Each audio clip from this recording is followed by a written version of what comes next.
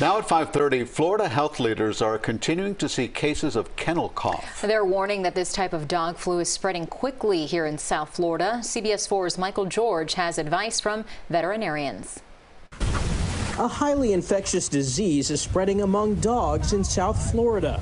It's like a canine flu, a canine cold. It's officially called Canine Infectious Respiratory Disease Complex, but it's often referred to as canine cough or kennel cough. The big thing that we will see is kind of a cough, a dry, productive cough where it sounds as though they're trying to hack something up. Veterinarians say symptoms include coughing, sneezing, discharge from the nose and eyes, and difficulty breathing.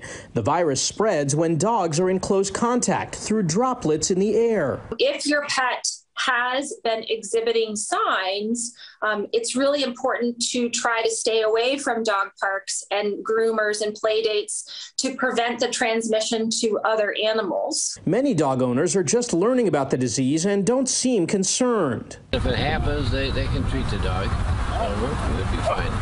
At this point, the outbreak appears to be confined to South Florida, but vets say that could change quickly.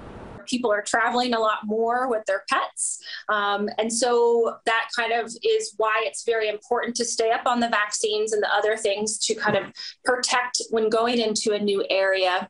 Mild cases of kennel cough usually call for a week or two of rest, but if symptoms worsen, dogs may need medical attention and may be prescribed antibiotics. Michael George, CBS News, New York.